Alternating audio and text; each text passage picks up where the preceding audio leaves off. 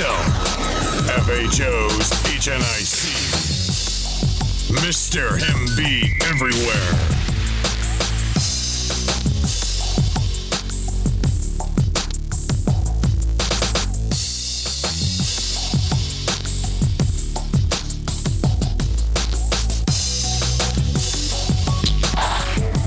FHO is a lifestyle, a movement, grown folks' business.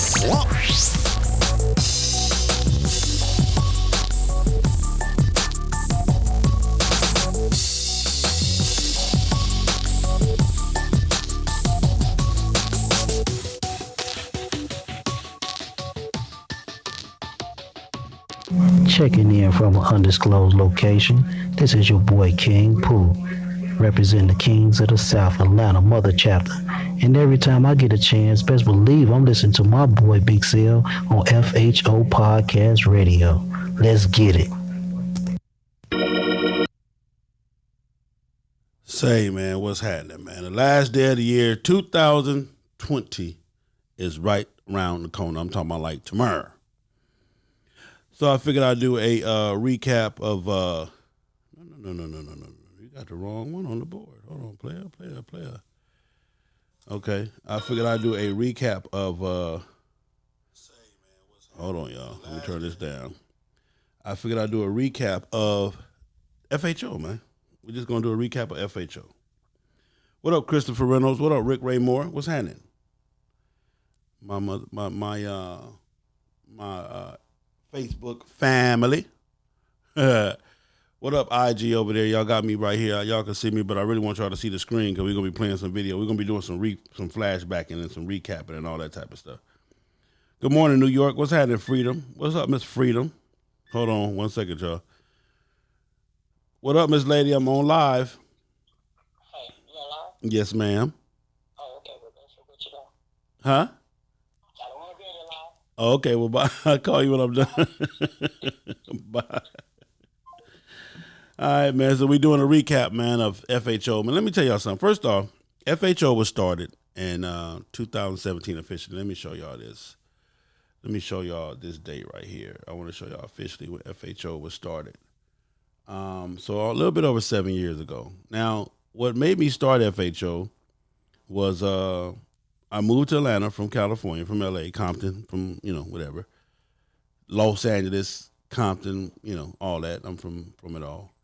And I was out here, got introduced to the motorcycle set. You guys all know the story by my wife. My wife introduced me to the set. I met her at Rare Breed's first annual when it was at Strikers on top of the hill. And my boy Big Fish from Big Fish Productions came out to interview. He came out to get the footage. And also it was a lowrider. I think it was individuals, lowriders. It was individuals off another lowrider club out here in Georgia. So he was coming to do that. Rare Breed weekend would happen to be the same weekend. And this when they had their first annual on top of the hill at Strikers. Now, Rare Breed was the Atlanta chapter was the first chapter that Rare Breed birthed outside of California. It was their first chapter outside of Los Angeles. I guess when I'm guessing after 15, 20 years, they had this. They originally were saying that it wasn't going to be any more chapters. But I think a couple of their members had moved here from LA. I think Earl Markham had moved here. I don't want to use his government name, but I did. Earl moved here from LA. I remember RJ was here or whatever. I don't know if he was from Rare Breed. I don't think he was, but I think Earl was originally, he moved here from LA, and he was a Rare Breed in LA. And so he started Rare Breed here in Atlanta. Well, he brought the notion and they allowed it to happen. So the Atlanta chapter was the first and only chapter outside of Los Angeles for a while. So it was their first annual. Fish was coming. I didn't even know Rare Breed. You got to understand this. When I left LA, they may have been motorcycling, but that was not my scene. I was still in the car club scene. I've been on the car club scene in Los Angeles for a while. That's how me and Big Punchy go way back. When he used to have a Suzuki Samurai back in the day. It was, the Samurai had the two front seats and then you had the back bench. Well, Punchy didn't have no back bench. He just had the two front seats. You feel what I'm saying? This one Punchy was Big Punchy. And I think he had 415s or 412s from the back of his seat all the way to the back of the Jeep. He had a monstrous sound system, and that's when I was doing the Nissan thing. I used to be in it was a Nissan club called Cold Kicking It, and then we started from Cold Kicking It to we had a couple of little Nissan clubs we were doing. This one Nissan Century was a shit. This one we used to be on the Shaw. We used to park down there by Maverick Flats, and we used to park in between it was a little lot that we used to have, our club used to have, that we used to park at, and man, we used to have a ball. This one, Crenshaw, it may have been dangerous, but we didn't know nothing about the danger. We took the danger because it was so much fun to be on Crenshaw every Sunday. Everything you did back in L.A. back then, you went down Crenshaw. I don't give a damn what you did. Everything you did, when you had to go to the store, you could live on Broadway in Manchester. Back then, you would go all the way down Manchester to Crenshaw. The store might have been on Florence and Florence and Broadway. But you went all the way down Manchester to Crenshaw, went all the way down Crenshaw to Florence, and then came back up just to go to the store. Everything at that time, man, for us was revolved around Crenshaw, the wall. Just Crenshaw, up and down Crenshaw. We rode Crenshaw, man, all day and all night. And on Sundays, when we had a chance to get out there, man, and just hang out, man, we would do that. We would do from one spot to the next. And before that, we had the street races where we would go from Compton to Gardena to the street races. My uncle Wayne Ware was the president of the Vega Club back in the day. That's when we had Kenny Shoe Store on Central and Rosecrans, and I mean, man, I've seen it all, man. I've been there from it all, man, from the street races all the way up into, like I said, when Crenshaw, Boys in the Hood, when they filming Boys in the Hood and all that type of shit, man. Life was, I don't know, I guess it was dangerous, but it was so much fun back then. We had a ball back then. It was every Sunday, every chance we got, we met up on Crenshaw. Everything we did, we met on Crenshaw. Back then, it was a guy named Warren Haygood. Big Ham had a paint shop off of Century right before it was past Crenshaw on Century. I want to say right before La Cienega La Brea. I forgot whatever that street was. And Big Ham was painting all of our cars, and he had a club called Bon-Ton Vans. Okay, it was called Bon-Ton Van Club. Okay. My dad, now go back even further than that, my dad was in a club. My dad was the president of a club called All for One Vans, which consisted of all my uncles and family members and all of that, all my uncles and everybody. So this club thing, man, is kind of was given to me, man, and I never knew where it would go. I never knew how big it would be.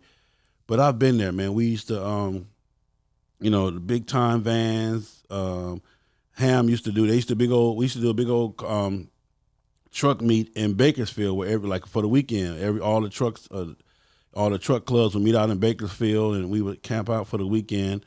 So that was a big run for us. The Bakersfield run was the big run for us. It was at the Bakersfield Fairgrounds back in the day. We used to ride our Nissans out there, and our club was it was our club was the shit. Now we held it down on the streets. All our Nissans, we had all the different colors. I even had a pink Nissan. It was called. The color was actually coral red, but it looked pink. But it was the shit. It killed the game back then.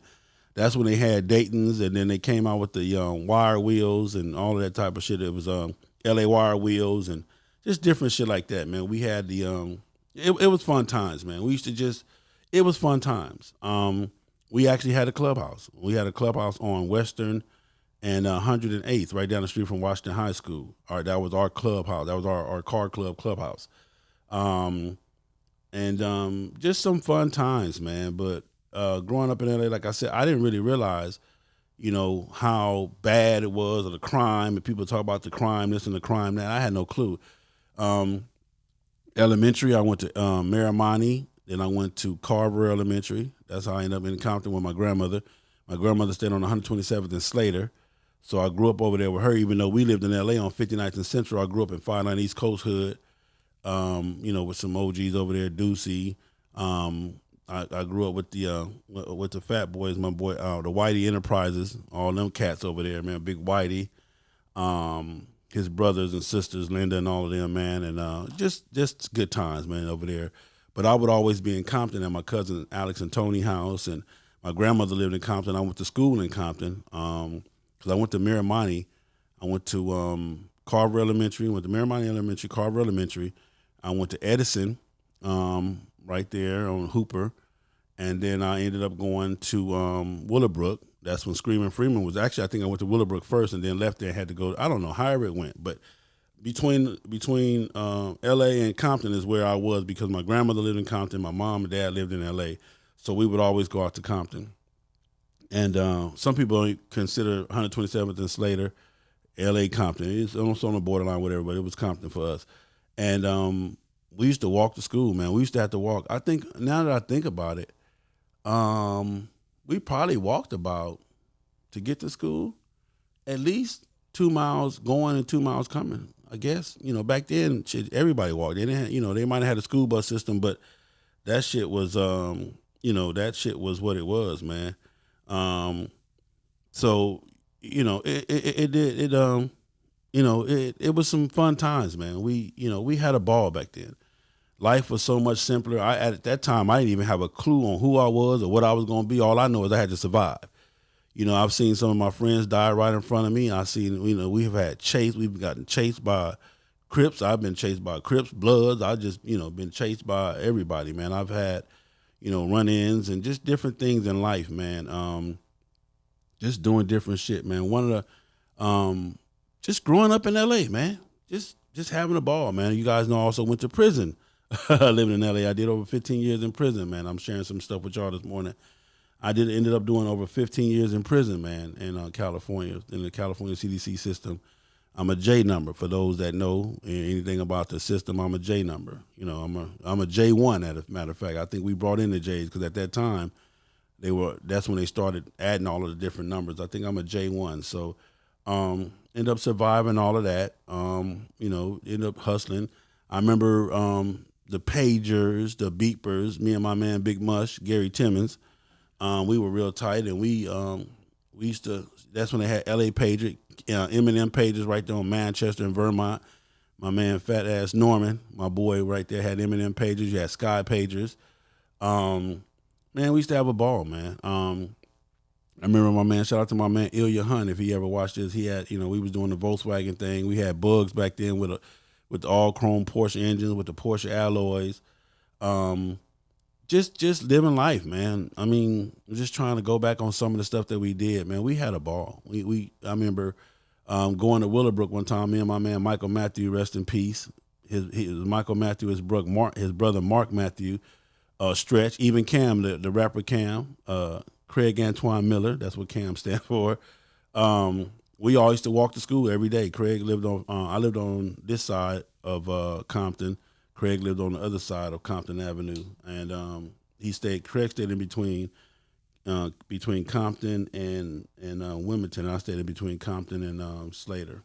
Compton and what's that? Man, I can't remember that street that came down before where the canal is, right before. Anyway, so we stayed over there. But anyway, we would all meet up, me, him, Stretch, Dorian. Man, I got so many people I could name. Dorian, Cam, Stretch, me, Michael, Willie, my boy, what was Joseph Johnson was from the PJs. Anyway, we used to walk to school every day, and that's when we went to Willowbrook. And Craig at that time, Craig was a super genius. He was a genius. He was labeled a genius back then. He was real super smart and stuff like that. But anyway, so those were fun times, man. We had walking to school and, just living life, man. And I would stay the whole school semesters at my grandmother's house, and then I would go home sometimes on the weekends or sometimes during school breaks or whatever. I would come back to L.A. because that's where my mom and dad was. My dad was a sheriff for L.A. County. My mom at that time worked for the county. So I was decent. I was raised with a very decent family. I was raised with a strict family. My dad was a disciplinarian. I got my ass whooped on a regular basis, and I think it turned out pretty good. I think one of the ass whoopings, I think Dad, I owe you for that because I didn't deserve that ass whooping, but it is what it is. But the rest of them, I can't. I'm not gonna lie and say I did get them or didn't get them. You know what I'm saying. So, it is what it is, man. But I grew up with both my parents. My dad and my mom and everything, and they raised us. It was me, my older sister, and my younger sister and brother, and we had a happy life. And at that time, we used to have a thing called a Joy Circle, where every Thursday, I believe it was Tuesday or Thursday, we used to get together, and our parents would all bring us all together, and we would have Bible study and sing songs, and we would learn the Bible. I used to could recite the Bible, all the books of the Bible, and all. I probably still can. I don't know if I can do all of them, but I'm pretty fluent. But anyway, that's where I get my spirituality from. My family embedded that into us from the very beginning, and it just made all of it just come into the man that I was. So just growing up, my parents didn't believe in. They weren't fashionable people. They didn't believe in having all the stuff that came out, the Jordache jeans, the Sergio Valentes, and all of that stuff. Before Versace and all that, it was Sergio's and Jordache and Vanderbilts and all that type of shit. We was rocking the members only jacket. Anybody know anything about the members only jacket? That was one of the hottest jackets that you could have, coming up in our era, man. The members only jacket, they had them in different, and it was a little lightweight ass jacket, man. I think it was cool shit, man. But so I ended up going to Willowbrook Junior High School. I went to Edison Junior High School, and then for high school, I ended up going to Fremont. I was kicked out of Fremont and had to go to Washington Prep. That's when Ice Cube, Yo-Yo, and all of them was there at Washington Prep. My boy Jinx, which is actually my cousin, Sir Jinx, is related to me.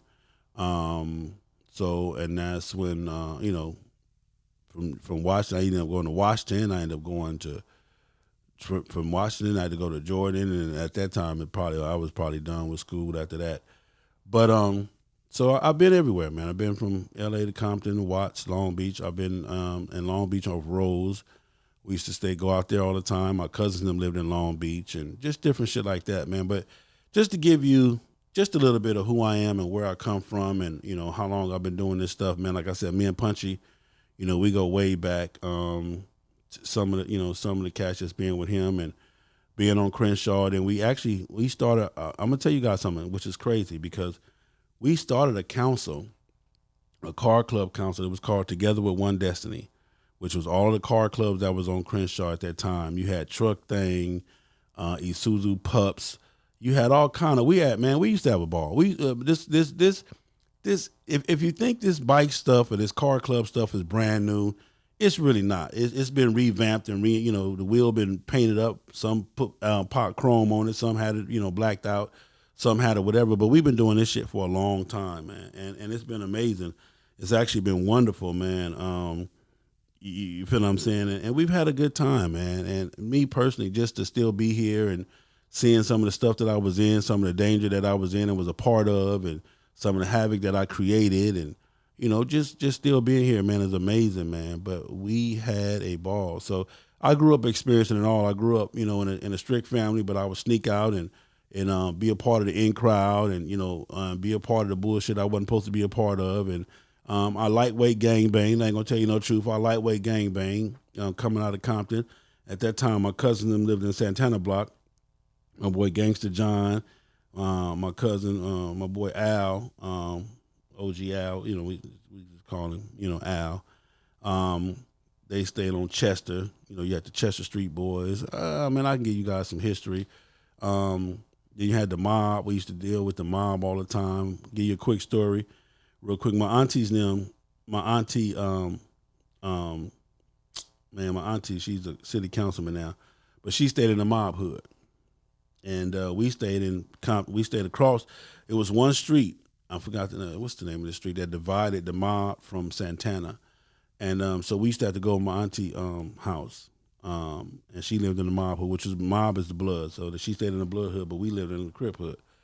So we would have a pass being at her house. They couldn't do nothing to us at her house because my uncle Michael and them, and they had put it down, and they were G's from over there, and they knew that they couldn't fuck with us. But walking home, anytime they called us walking home, it was what it was. So I'm gonna give y'all this brief story real quick. And so one time we were walking home, me and my cousin Tony and Alex, and I forgot who else was with us. We was walking home. I think my cousin Charlie B. Charlie B was from Ludus Park. He stayed over there in Ludus Park, so he was from Ludus Park.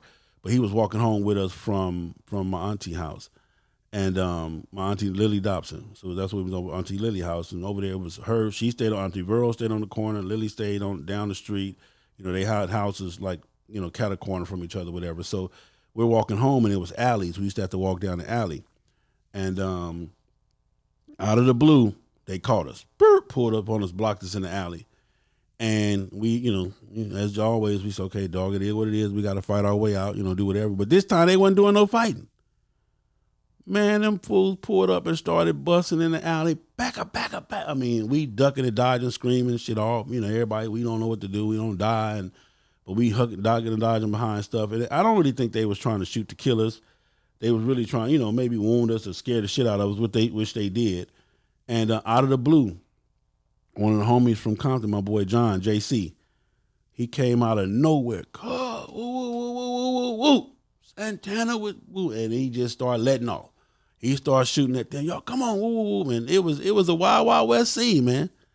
I was a part. I don't even know my mom and dad know that, man. But it was a wild, wild west scene, man. We experienced that, man, in the alley. And I remember one time, I don't know if you guys know anything, but they used to have a bus system. We used to call it RTD. It used to be called Rough, Tough, and Dangerous, man. The RTD, Rough, Tough, and Dangerous, back in the day in L.A. And it was a bus system. We used to have to catch the bus from L.A. to anywhere you wanted to go back then, we caught the bus. The bus took you everywhere you wanted to go. Your mom literally could say, hey, give you enough money, you bought a one ticket, get the transfer, and the transfer you could use back and forth. And it was back in the back in the day, you can go anywhere for, I think it was, less than $1. Like 80 cents, you could transfer. You can go from L.A. to Compton, back to L.A., to Torrance and all that, which we didn't really deal with Torrance that much. Back then, we didn't go to Torrance, Gardena. Gardena was all the fine little girl, all the little mixed girls was lived in Gardena. So if you had a broad that lived in Gardena, and then for us growing up in L.A. and Compton, moving out of L.A. and Compton, we went to Hawthorne. Hawthorne, if you had a spot in Hawthorne, you was almost like a baller. All of the ballers lived in Hawthorne. Man, listen, so so it was fun times, man. It was just cool shit to grow up, man, in that time, in that era, man. But to know everybody that I know, and just to be a part of everything. So just wanted to give you that. That's a little bit of my history. That's my background.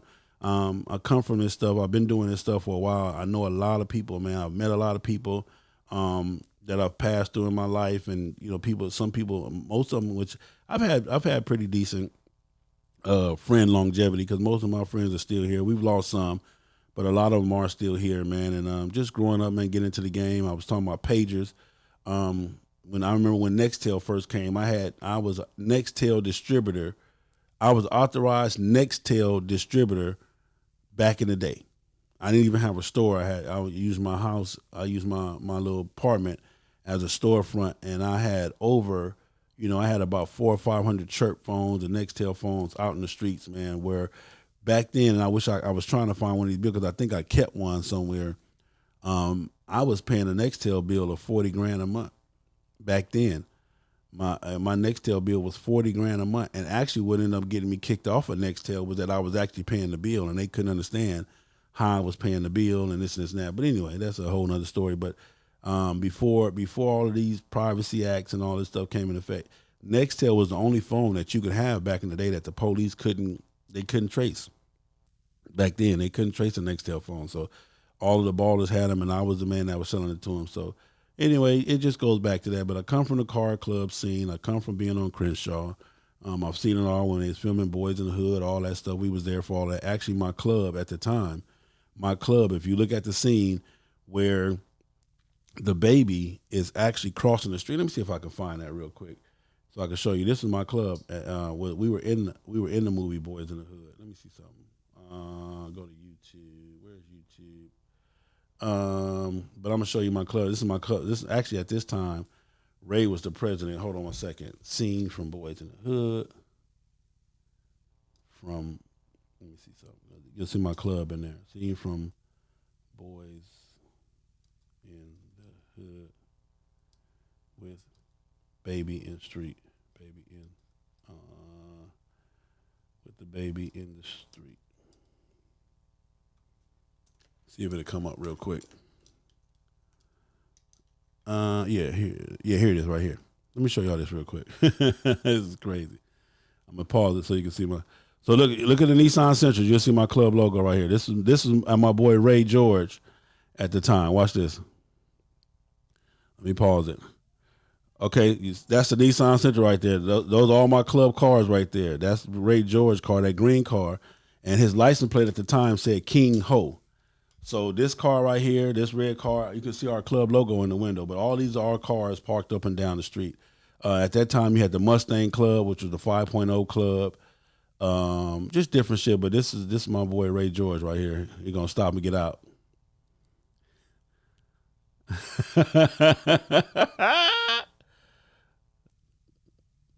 That was us, man. That was our club, man. But anyway, that's crazy. That is crazy.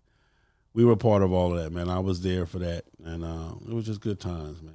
Anyway, so get into some of the history of FHO. That's just the history of me, where I come from, and what it's been about for me, and my whole get down or whatnot. So it was just cool, man. It was just cool shit. But let's get into this thing, man, and let's get into some of this FHO history. All right, let's start with this video right here. So FHO was originally birthed. Matter of fact, let me pull it up for you guys. I started FHO. Hold on. Hold on. Give me another screen. Let me go back to YouTube. Let me show you all these numbers. FHO was originally, come on, about your channel. Let me see. Okay. I'm going to show you this. So, as you can see, my FHO was started on June 7, 2012 is when I started FHO. Right now, I'm at 5,500,000 views, which seems like a lot, and I'm proud, but it's really not a lot when you compare the numbers. Like I said, other channels, Black Dragon channel is killing me. A lot of these other channels are killing me, I guess, but I'm staying true to the game, so it is what it is. But so FHO, this channel was started on June 7, 2012, over 5.5 million views to date. And I don't know if it gives me, I got about a little bit over 13,000 subs. Does it tell me how many videos I've loaded up from now? I don't know. I think I got to find. Let me see. It should tell me how many videos I've loaded up since, how many videos I got. It doesn't say that. Okay, so I'm at 13,046 subscribers, which is, it's cool, but we got to get them numbers up. Let me see. You've unlocked channel membership, strengthen the community of your most loyal viewers by offering custom emojis, badges, and more. Okay, so I got to do that. Okay, boom. But anyway, that's that. So it shows me. Shout out to my recent subscribers: Saddle Tramp, L Stacker Adventures, and Bad Intentions Records. Appreciate you guys. There's a few more. So these are my new subscribers in the last 28 days. Bad Intentions Records, subscribe to IG Mitch TV, TMC Team Money Cycles, Julia, Amaya, Dracy. Anyway, these are my new subscribers. I got to come back and get this done. I subscribe to everybody. I'm not really with the Mansa Musa, Mr. Big Shot Man. Anyway, I just subscribe to everybody. Everybody that subscribe to me, I subscribe back for the most part. So if you got a real channel, like I don't know who this is, Fat Man, you need to add a picture of Fat Man. Am I going in and out? Why am I going in and out? My mic is tripping. All right, but anyway, so that's that. But so right now we're currently at 13,046 subscribers, and we're over 5.5 million views. Which is it's not bad, I have no complaints. I love y'all to death. So that's that. But so let's get into this review. We're gonna go back. All right. So when I first came to Georgia, like I said, I started FHO because it was something missing. It was a bike culture here. It was a major culture here. And at that time, Frozen Palace was the place to be. Everything was on Old National, Old Nat. When I first moved here, everybody talked about Old Nat. Man, everything, Old Nat be jumping, Old Nat be jumping. Now, coming from LA, it was Crenshaw for us. So Old National was Atlanta's version of Crenshaw. And came out here, got into it. I was able to go to Frozen Palace maybe 3 or 4 times before they actually closed Frozen Palace down. And Frozen Palace will forever be in the history of Atlanta, Georgia. I think it's a Walgreens or something now, Rite Aid or something. But whoever bought it, but it was Frozen Palace on Sunday. If you were not at Frozen Palace, you were not in Atlanta, Georgia, hands down. Period. That was the place to be. And it was just that simple, man. So it is what it is. So coming here, seeing Frozen Palace, being a part of that, but other than that, Atlanta ended up becoming just dry. It ended up becoming dead. So me personally, at that time, HD TV, Ransom TV, Hog Mania, all these cats was doing the racings and the Hardys. But now, mind you, when I left LA, I didn't know if they were Hardys, if they were doing a Hardy thing or the motorcycle thing. I didn't know, because when I left, we was doing car clubs and stuff like that and other stuff. So I really wasn't into the car club thing. I was more, into the motorcycle thing. I was more into the car thing. So I even came out here. I had a Charger when I was out here. I had a Charger with Lambo doors, a sound system that I got done in California that was knocking everything in Georgia out. Nobody in Georgia had a louder sound system than me, and I'm saying that, I ain't taking it back. My Charger was flyer than any other Charger. It had no handles. I had no door handles. Lambo doors, all blue on the inside. The whole 9 yards. It was the shit. Hands down. I'm trying to see, do I have any of my YouTube videos with that? I don't know. Let me see. Do I have any of my YouTube videos with my Charger? I should have one or two. I know on my Facebook page I had one, but when they deleted my Facebook page, hold on. FHO Charger. Let me see if that anything come up under that. No, there's nothing coming up under that. Let me see. That was 12 months ago. No.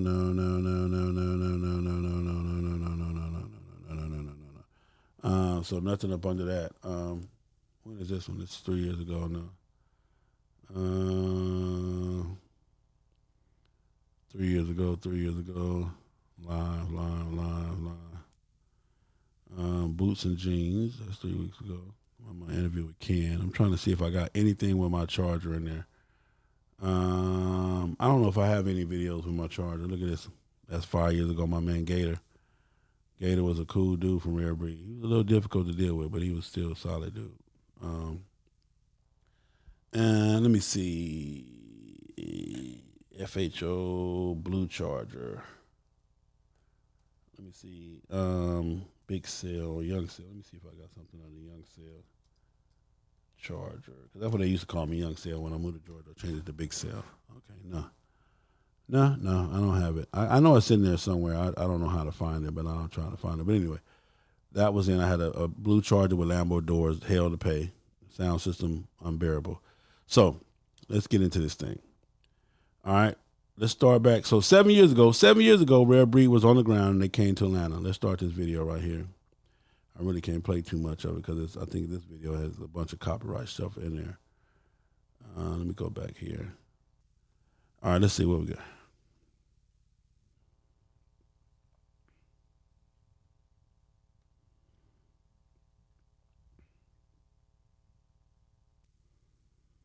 So this was us. I think we were going to meet Rare Breed. They were coming in. So this is 7 years ago, man. So Rare Breed been on the ground for a long time. This is us meeting up right here on Thornton Road right here. And so for 7 years, man, these cats been on the ground coming back and forth from at least 7. This is probably just the first time I document. My man Mo used to be Rare Breed. This one I used to add music to the videos, and then they started telling me if I keep adding music, they're going to kick me off. But, so.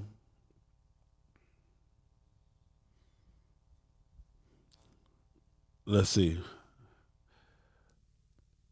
That's Baldhead from Baldhead from Rare Breed. I think that's Baldhead. This one, their bikes was simple. Their bikes was fly, but they wasn't as fly as they is now. Look at that. That's Snowman right there. Y'all see Snowman? And you see at that time, Snowman is not a Rare Breed. Let me show y'all that. Let me back that up again so y'all can see that. There, hold on, y'all. That's Snowman right there. You see what he was? Snowman was a regulator back then. So this is before Snowman Rare Breed days. Snowman was the president of regulators back. I don't even know if he was a president then. He might have been a president. But that was one of the blue bikes that he had. was one of the street glides that he had. Yeah.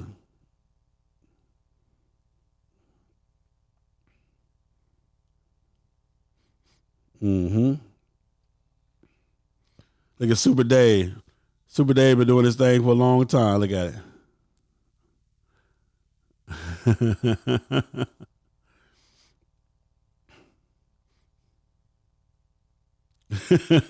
Look at Snowman with that old boogie ass helmet on.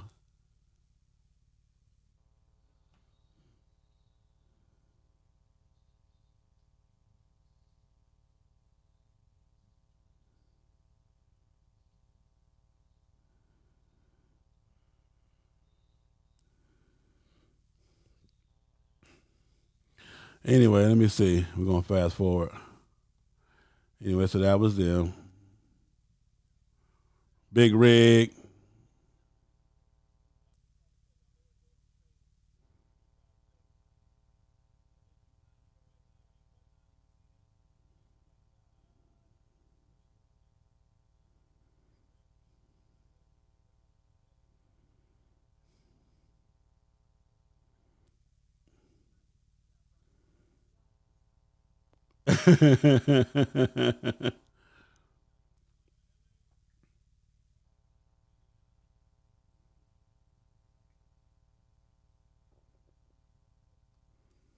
Anyway, so this was them pulling in. Did I miss they pulling? Oh no, that's still us pulling in. Hold on.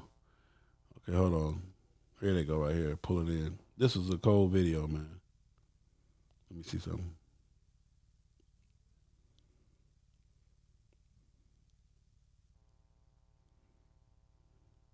Some of these cats are no longer even inbreed now. But look at Snowman. All right, here we go.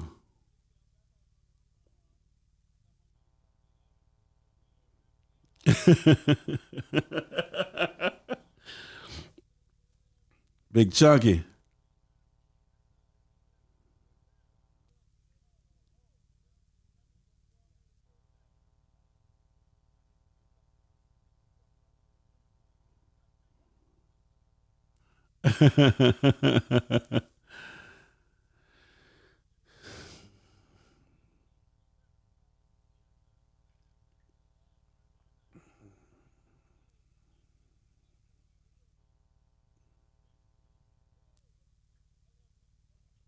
Hey man, we had a ball, man, this day.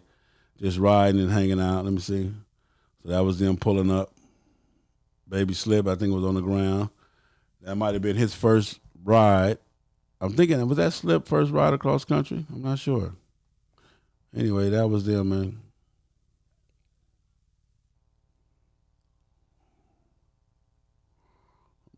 Baby Slip.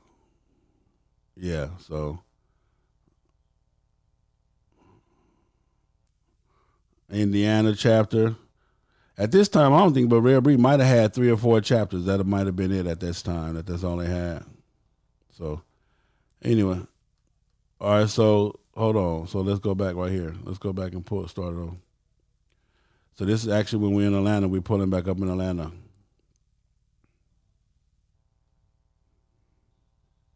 Oh, that's the Kush bike you talking about, huh, Nate? Okay.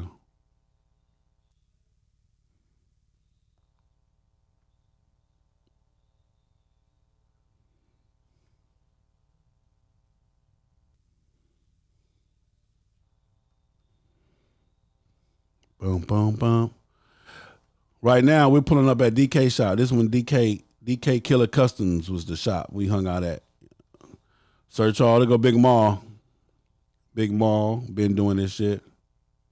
Look at Iron Man.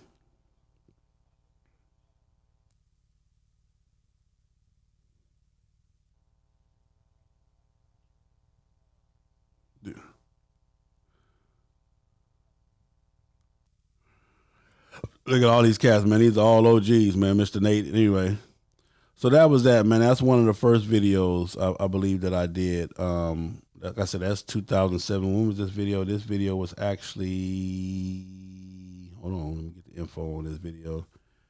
This video was taken August 3rd, 2012. So if I started July, yeah. So this is one of the first probably one of the first big videos that I did. Yeah. So anyway, that was that right there. Let me go to another one. So you guys all know FHO started off with the races. That was the whole purpose of FHO, was to bring the fun back and do the racing. And this is a hell of a video right here. Watch this one, y'all. Let me show you. This is the burglar, I think. Part 3. It's the burglar right here.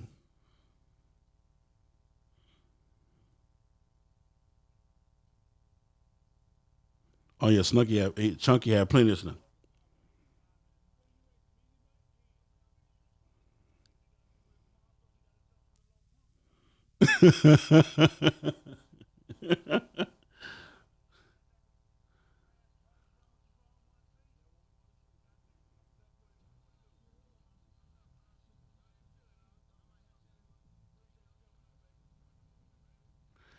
Listen, man, this was at this time, this was the FHO track, man, where we raced at every Sunday. And I actually, when I started this thing, man, and anybody, they can tell you whatever they want to tell you, but I actually started this whole thing.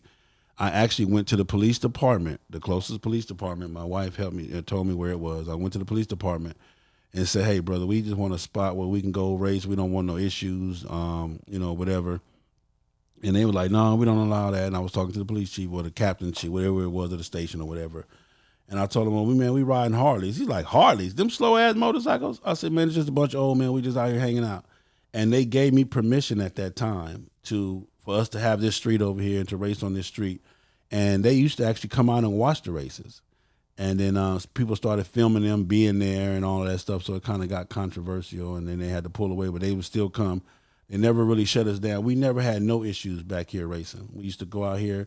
I mean, this spot went from having 50 people out here to we've had over 3,000 people out here on the FHO. I call it the FHO track at that time, because it wasn't nobody doing nothing over there. So I had found a track and found a spot and all of that. Let me see what Marvel talking about.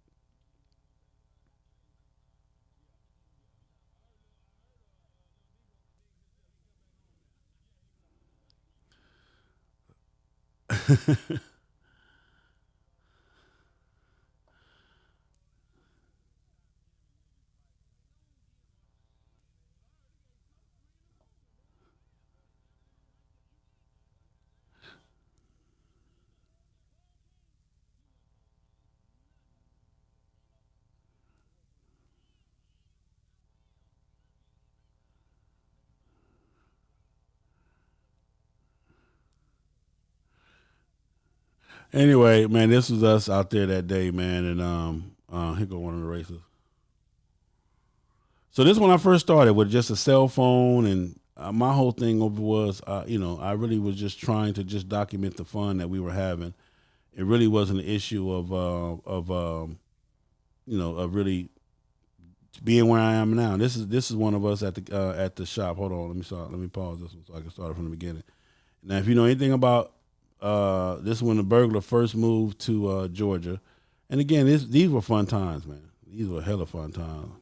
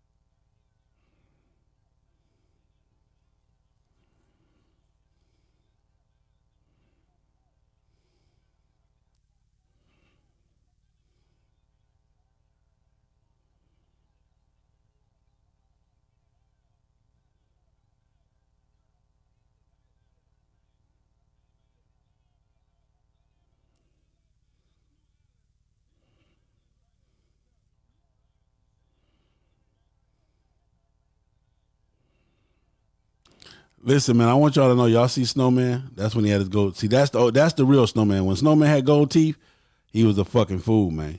You know, Snowman done grew up now, got a little bit politically correct. So, you know, the Snowman y'all know now, that's the new Snowman. The old Snowman was a damn fool, man. And that's my man Double D right there. Double D, King Measy, Double D, and Snowman, man. That's when we used to have a ball every day.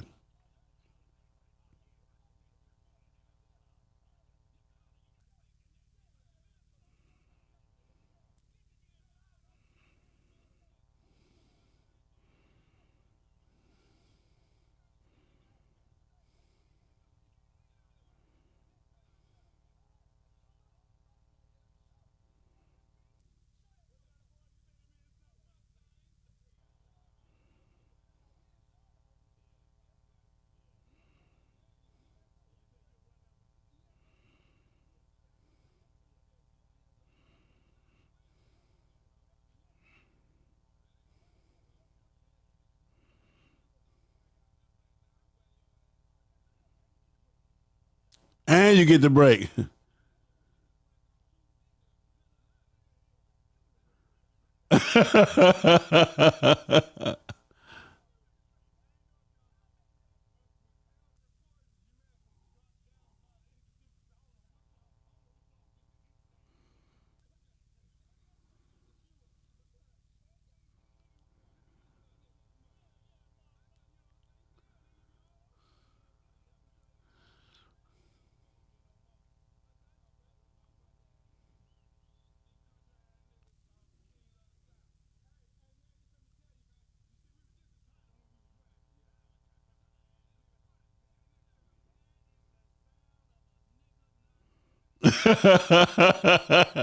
Anyway, man, we used to have a ball, man.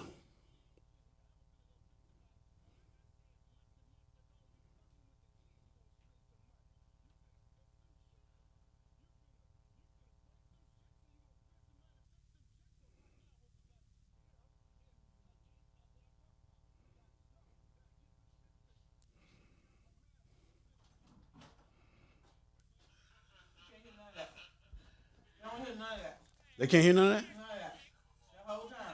Wow, they can't hear that? Oh, a trifecta? They call it a trifecta. And then he gonna be sad in the mother. Damn, man, I didn't know y'all couldn't hear that. Ain't nobody said they couldn't hear it. Y'all get ready for us. Wow, Them kings of the South. All right, well, there it is there. Anyway, I just turned y'all on, man. I just found out y'all couldn't hear any of that. Wow. Anyway, thank you, Little Sugar. But anyway, so these are just some of my, wow. That's why y'all falling off. Okay. But anyway, these are some of the old videos. I'm just going over some of the past. But let's see what we got right here. 7 years ago. Again, all this stuff was 7 years ago. This was 7 years ago when I first started with just a cell phone. Wow, I didn't know y'all couldn't hear none of that. Damn it, man. All right, let me see. So like I was saying, we started off with the racing. We started off with the racing in Atlanta. And, well, that's what I actually found a notch with that, with the racing. So we started off with that. And then that's what kind of grew and it put Atlanta on the map.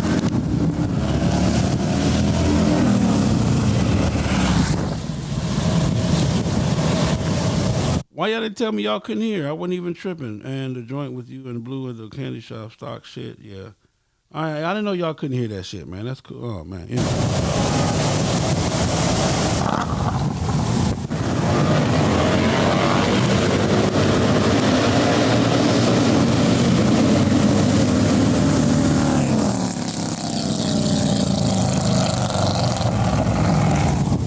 So back then, like I said, we didn't even wait till Sunday. Sometimes if somebody was talking enough shit, we go out to the track. Boy, Big Sale Fast Hardy's only run with you, bro. I got my boy Big Money Rob from Oakland.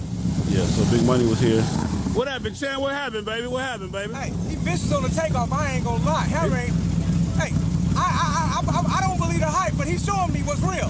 So we're gonna do it again. I'm gonna see. I'm gonna get closer. That's what I'm gonna say. You trying to get close? I'm trying to get close. The burglar. What is it? I'm gonna let him tighten the A game up there for sandwich or something. We'll be back. Like I said, back then, man, we didn't need nothing to race. If you came into town, man, and you wanted to race, that's what it was. I think on this video too. I think on this video we're gonna see Queen new bike. We had just brought her bike out too. I think. So this is one of Queen's bikes back then. Yeah. Okay. Here go Queen bike when it was a street glide. Her bike was one of the first female custom bikes. It was all custom, all Allens, chrome everything, chrome transmission. Everything on this bike was touched. Everything from head to toe. So, custom paint, everything. Queen was one of the first females with a custom Harley. I see y'all here. You know what I'm saying? What you gonna run though? You ready to run something? We running something though. We got stock, we got almost stock, and we got something like stock. 103. I got a 103. Let's get it. 103. I got a 103. The blue one. Well, anyway, this is the Queen bike. That's my man Juice. Next Level came down from Chicago. Like I said, people, we've been doing this shit for 7 years. You good? What are you doing?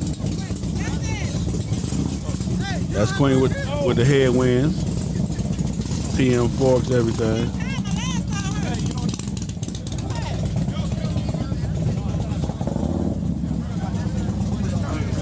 We out there.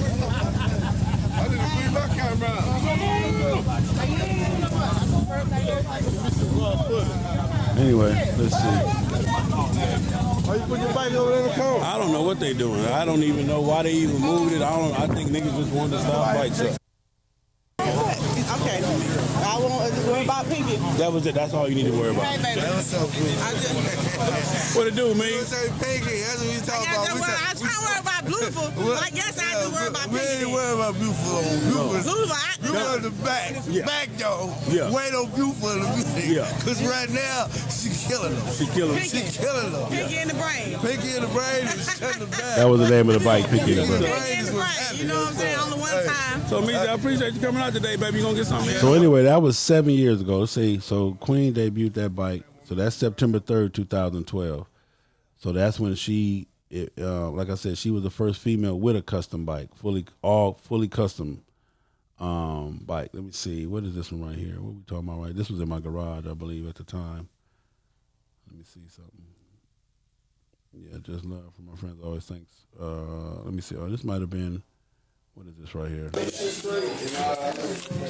Big sale. Oh no, we was over Rover House on this one. That's what they look like after they ate. We over Rover House. My man King Rover at the time. He had a picnic. HD hater. He had a picnic, a barbecue or whatever at his house. They ruled the medical ward. No, well, that's only for the ones that ride crazy. I seen you ride before. You see me ride. Shit, me. Anyway, so we was hanging out over there. Some frozen potato salad. Yeah. Light bulb. There go Young Rose. Damn. Anyway, we had a good time, man. This is what we used to do. So let me go to some of these other ones. Let me see. This was 7 years ago, too, right here. I think that's Rob again, whooping up on me. This is one of my wins. Let me play one of my wins. This is when I whooped up on a rare breed. I don't know who it was, but I whooped up on them. This is one of the ones. They used to call me Lil Debo. So this is one of the ones I won. Hold on. Let me see. Lil Debo picking on a breed. Yeah, let me get that. Let me show y'all that.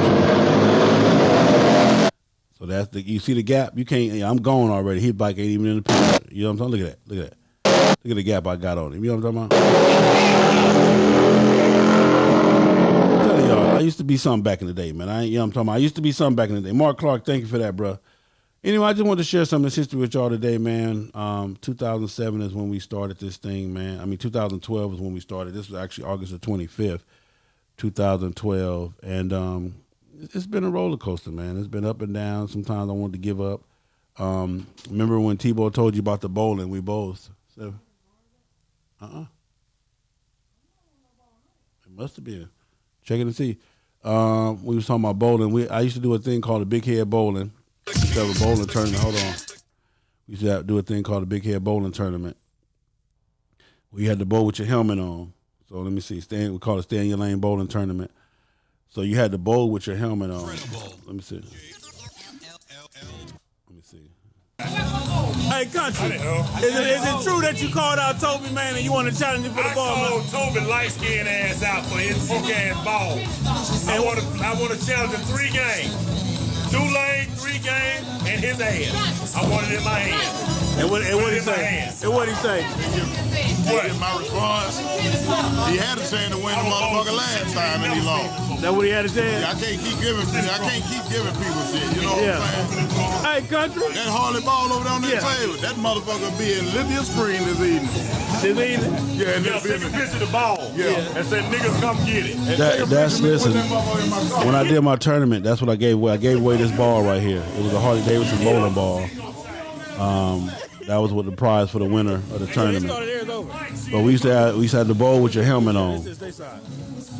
Everybody used to come out and. So you think he's scared, country? Oh, that nigga don't want it. He don't want it. He don't want So it. let me show He you. say the way you bowling right now, he really doing you a favor. Well, if he want to do me a favor, bring that ass to the lane. That what he need to do? Right here. Let me show you my boy King Pooh. What you do, man? Let me tell you something. It's that bullshit. hey, them niggas bullshit. I'm gonna fuck around and come back and grab them because they ain't watching me. They ain't watching you, No, Pooh? sir. You just Grab the game from you gonna Look, see you have to bowl with your helmet on. Same shit. Watch this. Yeah. Come from behind. You have to bowl with your full face helmet on and your helmet down. Saying in the cut. Exactly. He say he in the cut. We used to have a ball, man. There's some of the stuff we used to do. Some of the big head bowlers. We used to call it big head bowl. Anyway, some of the stuff we used to do. Let me see. Go back. Let me go back. What else we got? So 2012 was when we first started. So these are just some of the videos. Oh man, my car might be in this one. Hold on, let me see something. Is my car in this one? Hold on, let me see something. It's on Manchester, Normandy. Because he didn't spend no money. He's supposed to spend some money with it. And my boy Neil shop. Sorry.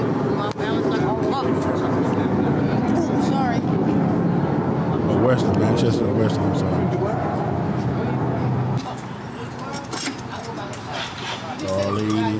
What up, Daddy-O? How we do? What's going on, man? You just got finished right now? Film me. Want some shit to film? I got some. Yeah. We used to, this is the phone shop we used to hang out my boy Neil shop. Want to film some shit? This is what you film right here. It's all right. How we do it. Tomorrow. We out tomorrow, though. Number one. Yep. Okay, tomorrow then. You said what he did? What on his door panel? So they was low riding there. They go my man T. Okay. Because he let somebody else do his seats. I don't know. Yeah, you didn't get a chance to look at them? Anyway, I was talking about maybe my car was in here somewhere, man. Trust me. Let me see. I'm trying to find a video of my old car back in the day. This Hammer drunk and out of his mind. Let me see, y'all. Let me see. Oh, the boy, the burglar, man, when he first got here. Let me see. What you talking about, Hammer?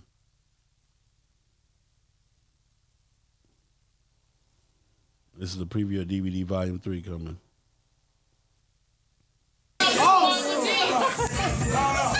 Oh, yeah.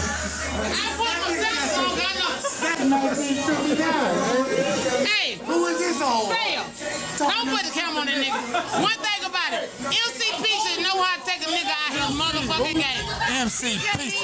Who? No motherfucker no. See, that's that bullshit that y'all invited me to. Coming to the A. Fucking with these old raggedy hoes.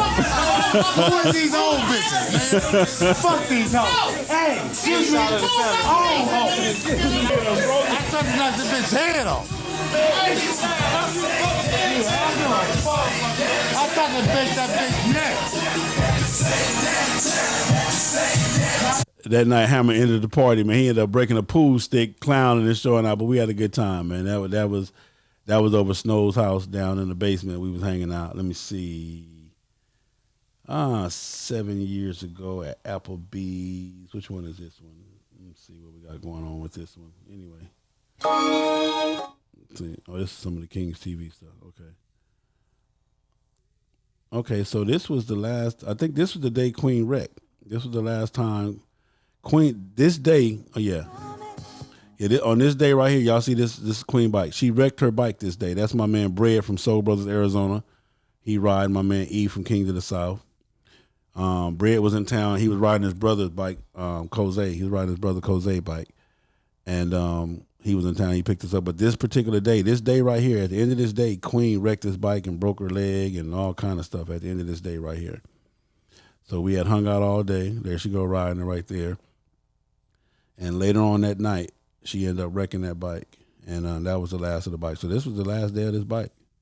Wow. That's crazy. So later on this night right here, in this same night right here, is when she left here. When we left here, I don't have it on film, but so. But this day right here, that's the last. Actually, leaving this day right here, she's getting ready to leave from here. Queen destroyed this bike. She wrecked this bike right here. Actually, what happened was, it was a lady high on drugs. She was on some type of drugs. As Queen was riding by, the lady ran out to the middle of the street and grabbed Queen from the back of the bike and flipped her off the bike.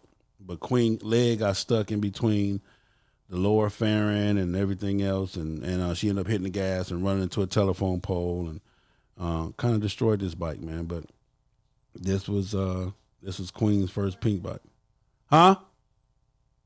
This is Queen's first pink bike. So the day of this picture is 12/1/12. So like I said, this was at 11:51 at night when this picture was taken. December 1st, 2012. Hey. So when she left that night, she ended up wrecking this bike right here. So that's when she ended up wrecking that bike. My girl Top Heavy.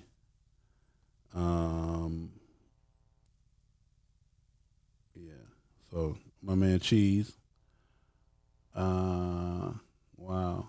But yeah, just right after this, she ended up wrecking that bike.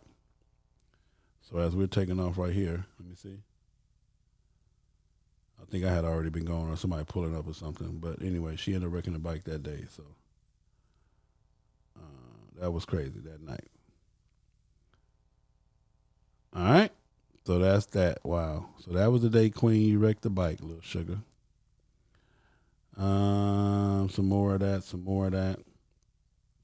This was a trip we did, a turn and burn to Mississippi, man, in the middle of the night, man, 7 years ago. Me, Smoke, Snowman, Hammer, my man Sir Charles. I had just got some motor work done. Not motor work, but I think I added pipes or something, and Sir Charles was testing my bike out. Let me see something. Hold on. Let me see something. So I think I did this one called The Beginning. Let's see.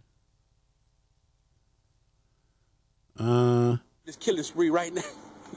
Yeah, that's Sir Charles, man, back in the day. This was the Atlanta candy shop. That's my first, that's beautiful right there.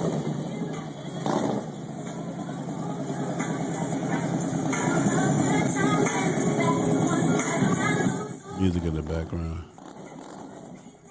Sir Charles was trying to test our hip. Yeah, just did some motor work, so. Nigga look better on my shit than me. Getting sideways on there and burning her. I think we had just put a chain or something on it. We had done some type of conversion to it or something, and he was playing with it. I could never do the stuff that he did on my bike. I could never do it.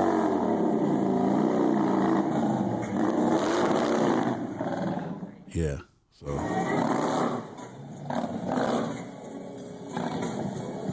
I don't know if we had did clutches or chain. We had did something on my bike, but he was messing with it. Had me feeling real bad because I couldn't do none of the stuff that he did to it.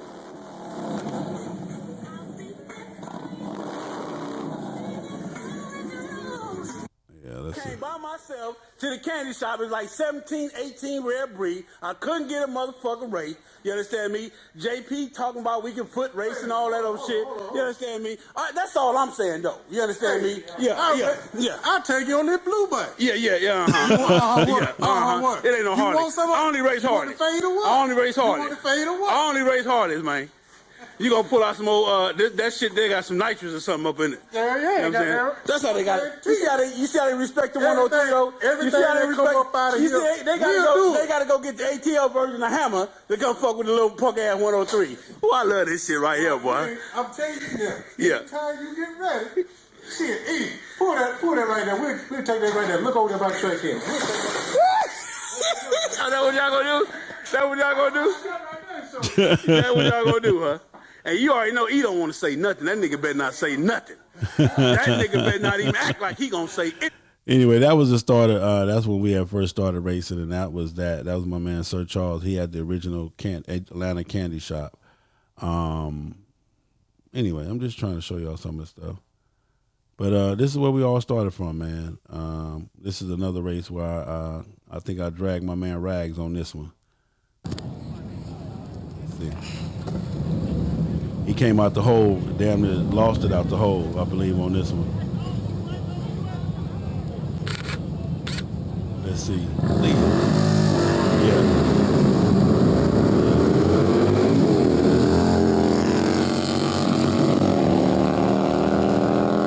I used to be the little peanut champion back in the day. He used to call me the little peanut. I used to take all the little stock motors and lightweights and knock them out the box. And then they end up, whooping my ass. So I end up, just leaving them alone. This is a hell of a video right here. Let me play this one right here. This one and the next one. Let me see. I'm finna race Daredevil from Kings of the South on Me's a slow ass bike. I done beat that bike 10 times. I guess they some pain freaks. I'm on my bike and I'm cruising. Let's see. I gotta be careful. I can't really play. Hold on, let me see something. Let me see. But anyway, I think that was the ad for the DVD. This Hammer right here with his crazy ass. Oh, I gotta. Hold on. Me and Hammer flipping that bitch over. I tell you what you do. Give me two in the moon like you want everybody else.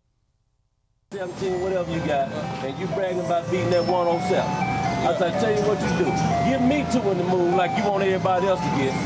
And if you still beat me, nigga, we'll show a YouTube interview of me and Hammer flipping that bitch over on the floor.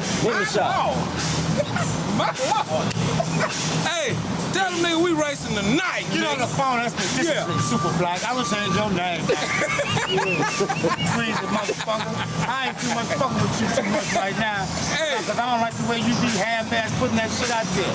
Yeah. Hey, nigga ain't showed up with tell them nigga Measy, call all them niggas wannabe racers out, nigga. We doing it tonight, nigga. And after we leave the race, we're gonna go to TGI, nigga, and get a sizzling chicken plate. Nah, I'm said sizzling chicken. and sell some breadsticks, nigga. Yeah, nigga, I eat whatever, nigga. I don't give a fuck. You ain't scared me with no breadsticks, nigga. We going tonight. Measy. I'm trying to call a nigga right now. Call all them niggas. Oh, your phone don't work. You lost that too. I'm trying to call her right now, nigga. You see me dialing the motherfucking phone, nigga. Yahoo group or something for Kings of the Yeah, we South? got it. We got it. Put that on the group. Tell them niggas meet us there. Shit, we ain't got to do it Sunday. Hammer said that's the Lord's day anyway. Hey, look here, man. I'm glad I got you on the phone, man. These niggas down there talking shit. I got Hammer and Snowman. They say, when the fuck is we waiting on for Sunday? They want to get at your ass tonight, nigga. Yeah, nigga, we can do it tonight, nigga. Shit. What's wrong? The cat got your motherfucking tongue or something? He said, what that do? He said, what's the problem? You can get it tonight. They can get it. He said, we can whoop. They said they gonna whoop your ass. And we gonna go to that Wednesday night, nigga. We gonna run it tonight then. Anyway. See this motherfucking shop before? Bring your monkey ass down here, nigga, and holler at the burglar one time. We gonna leave from here. You know how to get over. Bring his ass over here at 7 o'clock. We gonna leave from right here. And don't be scared. We over here. So that's what. Oh man, that's what it was. I don't know you were so thick. But anyway, just wanted to show y'all some of the history, man. We had fun. You can go back and catch the old videos from 2007 on to now.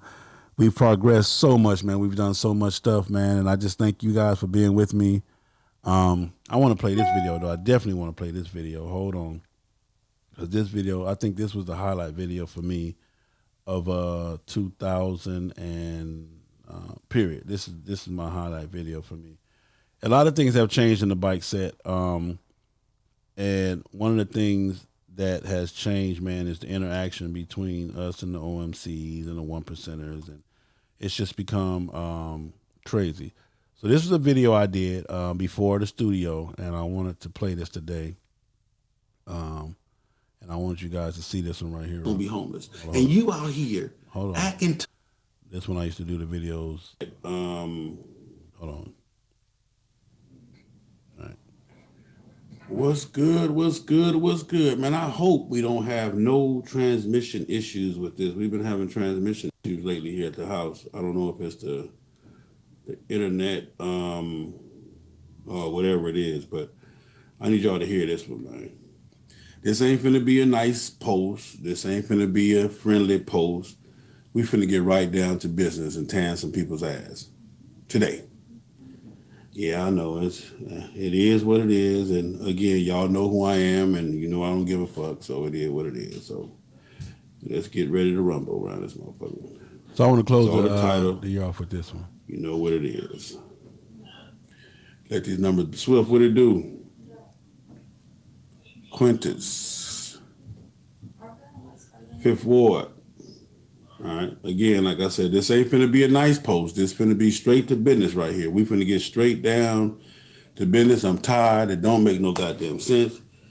And, you know, I already expect whatever's supposed to happen.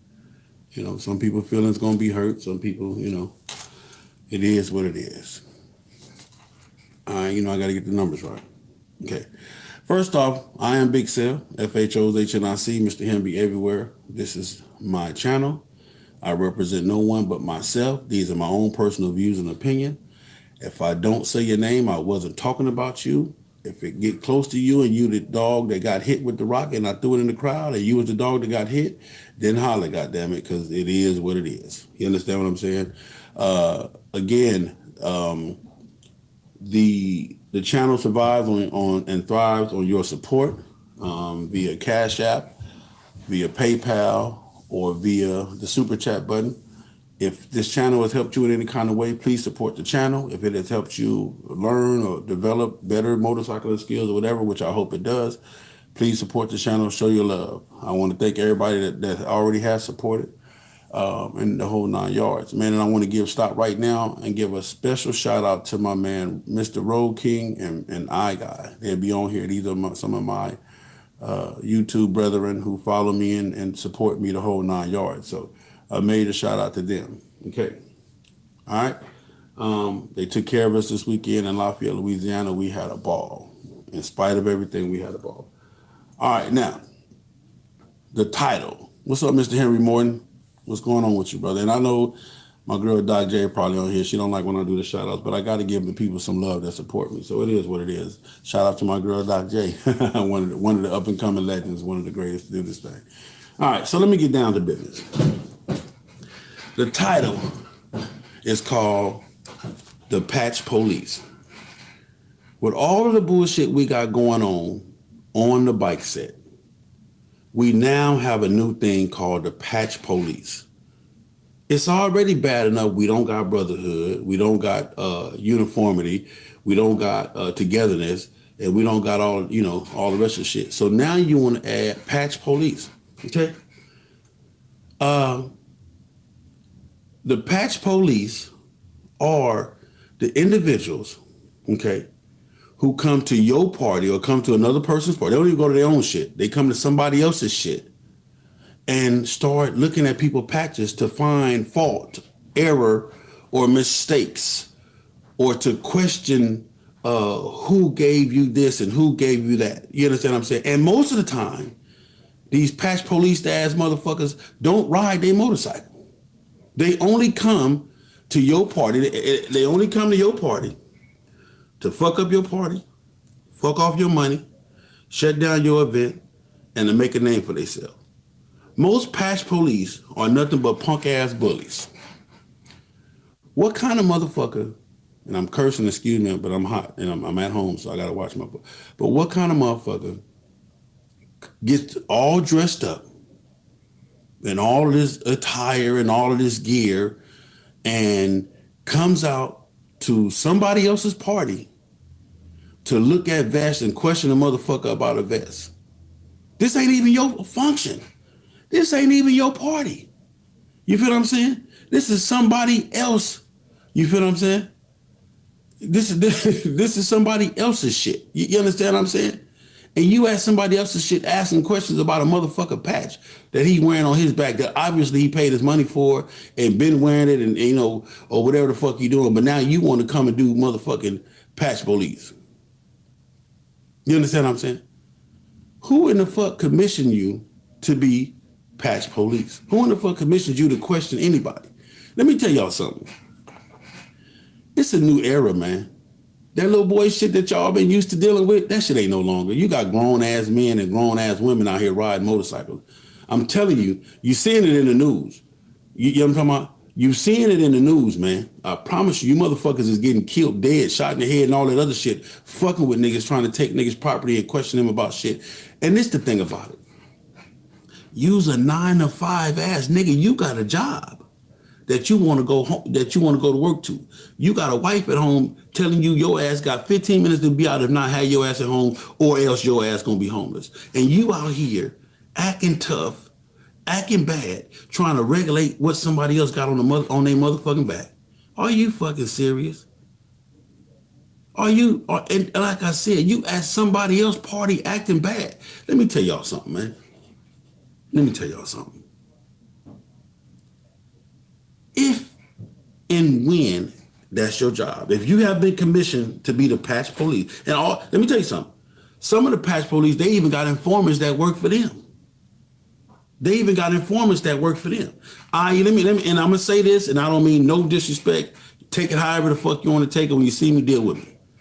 But a lot of you motherfucking council members, the COCC, CSA, the GBAAs and the GAGGs, whatever the fuck it is, these councils, you motherfuckers don't do nothing but work for the patch police.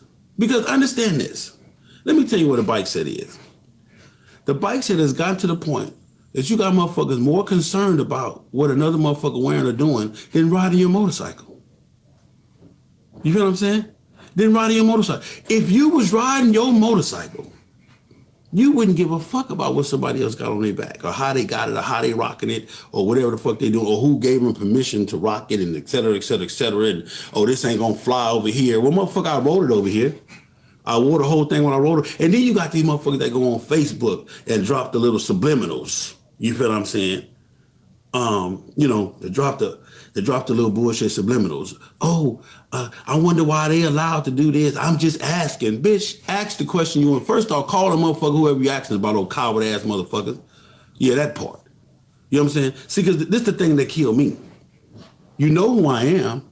You know how I'm getting down, and you know how I'm going to get down. You know how I'm going to respond. So quit going on these social media sites and shit looking for motherfucking likes and having all of the people that hate me go on your post and hit the like button and hit all of the, yeah, but that's fucked up. But they won't tell me to my face that's fucked up because I don't give a fuck. I'm a grown ass man. I'm going to rock whatever the fuck vest I want to rock, how the fuck I want to rock it. And if you don't like it, you got two choices. I hope you take the best choice and get the fuck on. You understand what I'm saying? I really do. I hope you take the best choice and get the fuck out of my way. For real. But all you patch police ass motherfuckers, y'all clubs that's having these events, you're going to start losing good people at your event because you allow these coward ass motherfuckers, these suck ass motherfuckers to come to your event. You feel what I'm saying? Surround the motherfucker about his patch. Or what the fuck he went that you let in your event. This motherfucker came to your event to support you, to give you your bread. You understand what I'm saying? He came to your event to fuck with you, to give you your bread. And now this motherfucker finna shut your whole party down because he want to surround somebody or bully somebody. Or let me tell you something about you motherfucking bullies, man. Y'all can suck my dick. All of you. All of you. If I'm not let me tell you something, man. FHO is a brand. FHO is a lifestyle. FHO is a movement. FHO is the same thing as the AMA. I am trying to create a new version of the AMA, an us version of the AMA, the American Motorcycle Association. So FHO Motorcycle Association, which we getting so much stuff together. We're gonna be open to the public, the whole 9 yards, and I hope the whole world embraces it. You feel what I'm saying? And if you don't, check this out. And this the cold thing about it. You got a choice not to fuck with FHO. That's your choice. You ain't got to fuck with us. You feel what I'm saying? You ain't got to fuck with us. We don't even give a fuck. Us, my brotherhood and sisterhood, man, we gonna do what we do. We gonna have a ball. Y'all see the videos. We have a ball. We don't need nobody else to come We're gonna ride our motherfucking motorcycles. We're gonna have a ball. We're gonna talk shit, and we're gonna have a damn good time. You know what I'm saying? But I'm just saying, the bike set is already fucked up as it is. It's already twisted. There's already a bunch of bullshit. Now you want to add the patch police.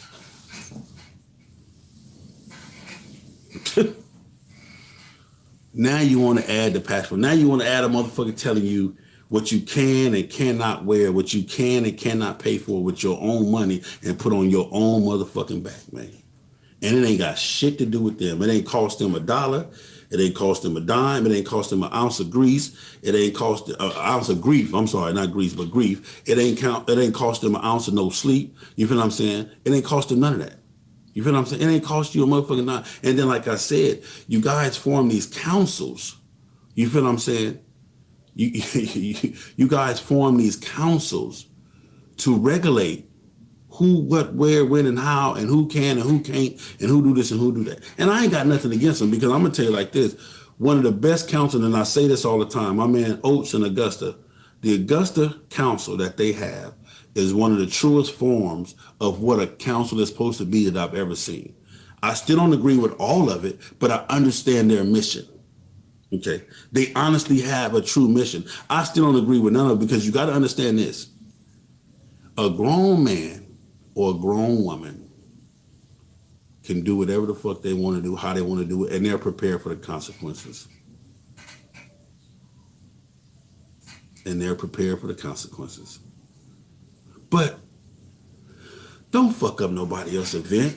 Don't come to nobody else's party. See, because this is the thing about most of the patch police. The only way you're going to see a patch is when you step out of your element and come fuck with our element. You feel what I'm saying? When you step out of your element and come fuck with our element, then you want to come down here to our element and want to start patrolling patches. Want to start looking around and, you know what I'm saying? All this extra bullshit. You know what I'm saying? Understand this, motherfucker. Understand this. You put your pants on like I put my pants on. You slide your little panties up your little shit the way another female slide her little panties up her shit. I want to go home to my family. You should want to go home to your family. You want to go to your job. I don't have a fucking job. So understand this. I ain't got nowhere to be but on the goddamn ground. You understand what I'm saying? That's it. That's all I'm going to do is ride my motorcycle. And I'm going to ride as freely as I want to motherfucking ride. I'm going to make connections. I'm going to do what I'm supposed to do as a man, which is to respect everybody, to show as much love as I can, and to demand respect. That's what I'm gonna do as a man. If I come to your event, and at your event you say, "Hey, Sil, we can't let you in because of what you got on your back," not a problem, folks. Enjoy your day. We go. I'm going. I'm not mad. I'm not tripping. I'm not giving a fuck. It's your option to fuck with me or not. It's your option to fuck with me or not. But anything other than that, anything other than politely saying, "Hey, bro, this ain't cool here. I just, suggest that you leave." Anything other than that, baby, all that old touching on me and telling me I gotta take this off and nigga, it ain't happening. You know what I'm saying? Fuck you, non-commission, non-job having, ain't nobody pointed you shit ass, patch police ass motherfuckers. Fuck you. Period. Subliminal or non-subliminal, fuck you. And it's just how I feel. Y'all gonna quit fucking with grown folks, man. Y'all gonna leave grown folks be. I promise you that. Because I'm telling you, it just ain't nothing more of that little boy, little girl shit. This ain't no more of that. Ain't no more motherfuckers just running around on a bunch of crock roaches and willy in and that. Motherfuckers done spent $40,000 for their motorcycles, $35,000. Motherfuckers done signed their name on the dotted line. You feel what I'm saying? Motherfuckers done took life decisions to get these motorcycles, and then they had to work hard and go to work every day and all that other kind of shit for you to tell a motherfucker how they can and cannot ride. Now again, to all my people in the MC, there's rules and regulations in the MC. To all my people that are independent, there's rules and regulations independent. But the number one rule on either side of that is respect. RESPECT. You're going to find out what it means to me if you keep trying to disrespect mine. Me or anybody that rock with me, player. You're going to find out what it means to me if you keep on trying to disrespect me or mine. You know what I'm saying?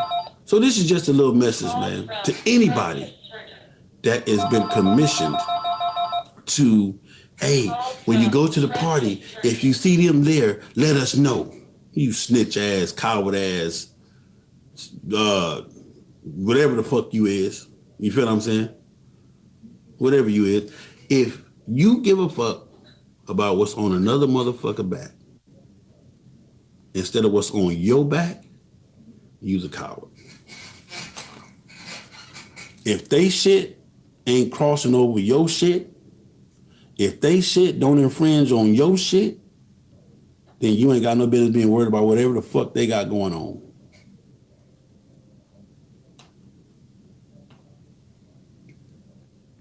I'm just telling you, man. Patch police. We done got all kinds of shit in the MC. We done got motherfuckers in the MCs with no vests. We done got motherfuckers in MCs with no bikes. I'm sorry. They got vests with no bikes. We got motherfuckers in MCs with somebody else's bike. We got motherfuckers in MCs sharing bikes. You feel what I'm saying? We got motherfuckers in MCs that don't have to ride. Freddie Jones, appreciate you, brother. Hold on. I'm trying to get emotional. We got motherfuckers in MCs that don't even have to ride a bike. And now we got the patch police. Wow. You willing to die over something else that somebody else put on their shit. Let me tell you something. I ain't got no problem with following the rules and corrections. If you see something that's wrong, hey, brother, do you teach and educate. But that bullying shit, that snatching them off a motherfucker and trying to bully a motherfucker, I'm trying to told you. I'm trying to told you. And let me tell you something else, you patch police. If you see a vest, and I'm going to use FHO, for example. FHO is not an MC. We don't have MC nowhere on our vest.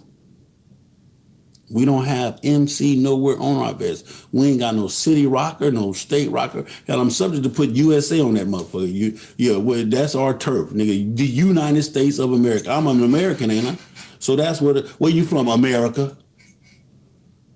Who gave you permission to put that on your back? Nigga, the people. Yeah, my monies. Yeah, that I made, my monies. Yeah, keep on with the questions and the games. Keep on. Let me tell y'all something, homie. We got way bigger fish to fry to be worried about what a motherfucker got on their back. To be worried about how can he do this or how can they do that. Well, you say you independent, but you got, 20 or 30 other people walking around with the same color vest. It's like you got a club, but you don't want a club. You trying to circumvent the club. I'm not trying to circumvent shit. If I wanted to go MC, I would be MC. If I wanted to go 1%, I would be 1%. If I wanted to rock a diamond, I'd rock a diamond. That's just who I am. Yeah, that's just who I am. But I'm just saying, I don't want to do that. I don't want to be in an MC. Fast Harleys Only is a motorcycle association. It's a group of individuals who motorcycle, who want to be free, who want to live the American dream is to just be free and live life and be happy. That's all we want to do, homie. That's all we want to do. We just want to be happy, man, and ride our motorcycles, have a good time, laugh and joke, fellowship with other people that, want the same thing. That's it. We ain't with the politics shit. We ain't with none of that shit. We not with none of that, man. Check it out, brother. You almost didn't make it to work this week. Yeah, you're fucking with Sale. You almost didn't make it to work. I'm just letting you know. You almost didn't make it to work, man. Fucking with me and mine. That's just something we're not gonna play. I'm not going for nan bully shit. I'm not going for none of the bullshit, none of that shit. Your little Facebook post and all that other bullshit, y'all. If you want to know something about FHO, you can call any member of FHO, any family member of FHO, or call me directly. But you probably want to call somebody else because they'll give you probably a nicer, watered down version, But yeah, you call me, you know what I'm saying? First off, fuck you, number one. My man Finn, salute to you, brother. I love you. But patch police, man. We don't need y'all. We got enough shit going on. The MC got enough shit going on that we don't need you motherfuckers patrolling somebody else's event for patches. And to the people, I'm going to say this, and again, I'm going to say this. If you're having an event and another motherfucker can come to your event and regulate anything at your event, I don't give a fuck who they is. If another motherfucker can come to your event and regulate, question anybody or pull to the side anybody, or then you and your club is fucked up. You and your club is yeah. You know what I'm saying? I ain't gonna call y'all cowards or punks and none of that, but y'all fucked up. It's just like your house. If you have an anniversary party, that becomes your house. So you telling me another motherfucker can walk in your house, rearrange it, tell people to leave and get out and all this and all that at your house. Boy.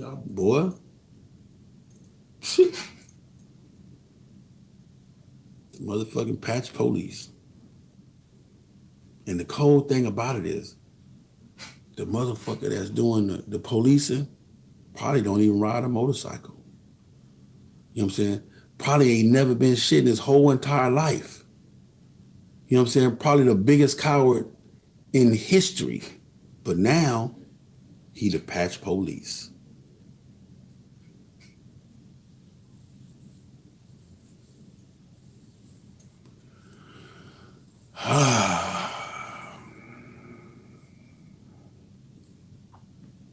All I'm gonna tell you is this, Mr. Officer, Mr. Police Officer, and all the little informants you got working for you. Fuck with me and mine. We're gonna make the news. That's all I'm gonna tell you. Fuck with FHO. We're gonna make the news. Finn, appreciate you, brother.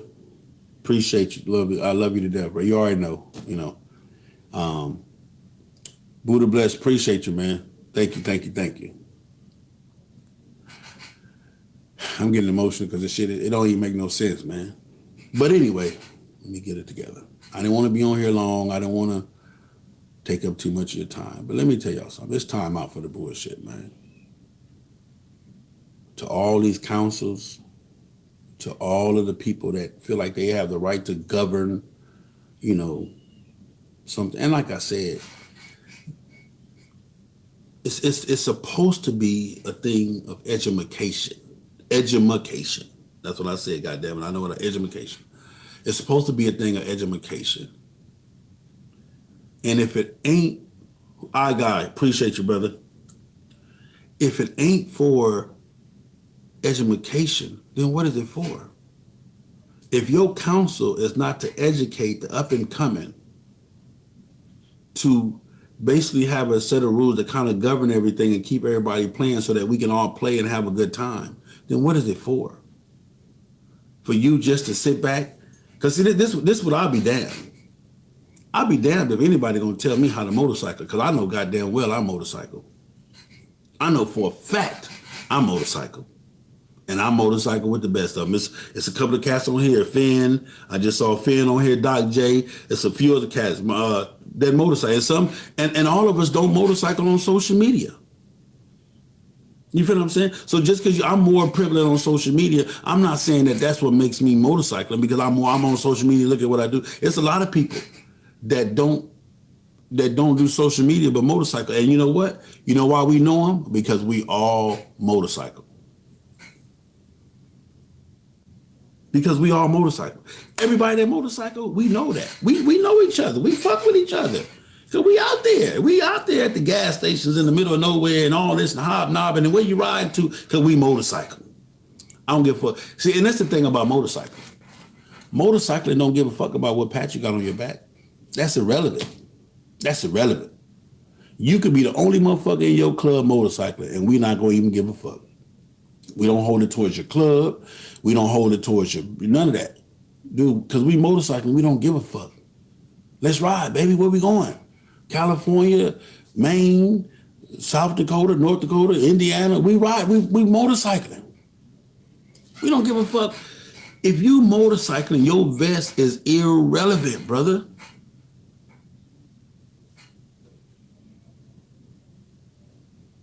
If you motorcycling, your vest is totally 1000% irrelevant.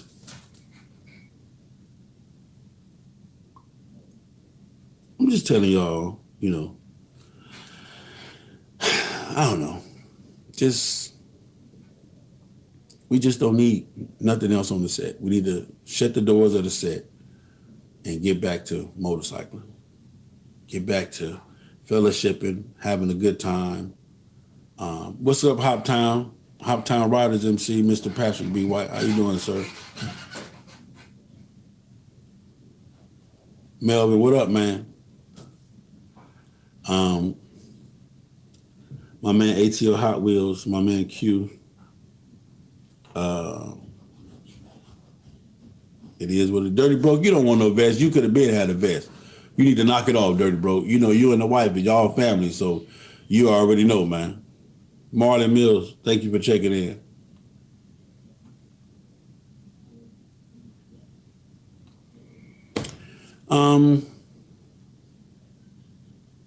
Hey. I'm gonna go. It's time to sign off. You know, but and this was, let me say this too, because I call my white partners, you know, my Caucasians, my light-skinned partners, and ask them, man, do you motherfuckers go around to other people's parties and have the patch police look for other people's vests? He said, so who got time for that? That's what he told me. So who got time to do that? If I come to a party, I come to party. Plus, I'm at somebody else's shit. So if I do see it, and I am going to address it, it's going to be later on when we get back to our shit and address, hey, and find out how to contact them, you know, find out how to contact them and figure out, you know, to help them get right, or, you know, find out whatever the fuck going on. But if it's a problem,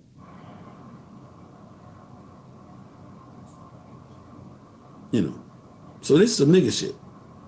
This patch police shit, this is some nigga shit. I'm gonna say, I'm sorry, I'm gonna go on and say I hate the N-word, you know, this some nigga shit. Because it ain't even black people. Black people, it ain't even that. It ain't even Afro-Americans. This some nigga shit. Patch policing is some nigga shit. I'm sorry, I said it. My bad.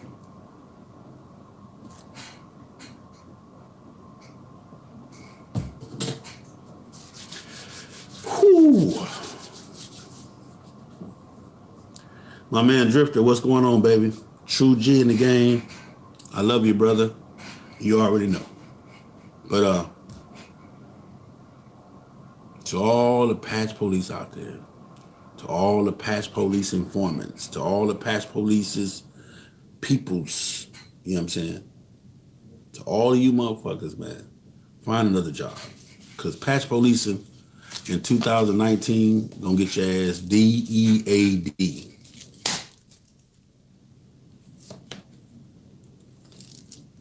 I'm just telling you, real shit. The motorcycle set don't need no more help, man. We don't need no more additional roles and titles. We need you motherfuckers to ride your motorcycle. We need you motherfuckers to preserve the history and to teach the history and to teach togetherness and brotherhood and all this other shit. We don't need this extra shit. Police and the nigga patch. Hey, brother, where y'all from? USA. Oh, you a smart aleck, huh? No, brother. What's the problem? Oh, well, man, you who gave you permission to rock that? My motherfucking finances, the money that I had when I bought it. Oh, well, brother, around here, you know, that ain't allowed. Okay, well, so what's next? Because all this other shit you talking about, where we at next? Well, brother, I'm just saying, I'm trying to keep us from having to do something to you. Well, nigga, what's wrong with you doing something to me? Let's just skip all this other shit. Let's get to that. Because I don't know what you think you gonna be. I don't know what you think I'm gonna be doing while you trying to do something to me. But whatever you thinking ain't gonna be what you thought it was. Cause when you trying to do something to me, nigga, I'm a damn sure be trying to do something to you. I promise you. And that should be for any man or any woman, period. If a motherfucker trying to take something that you work for, that you bought, that's yours, you should try your damnedest to stop them from doing that, man.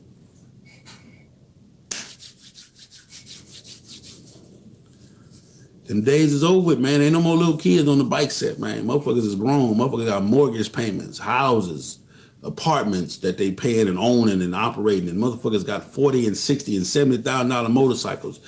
This shit, it ain't no more $2,000 motorcycles. And, you know, and I'm not taking nothing from the past because that's what it was in the past.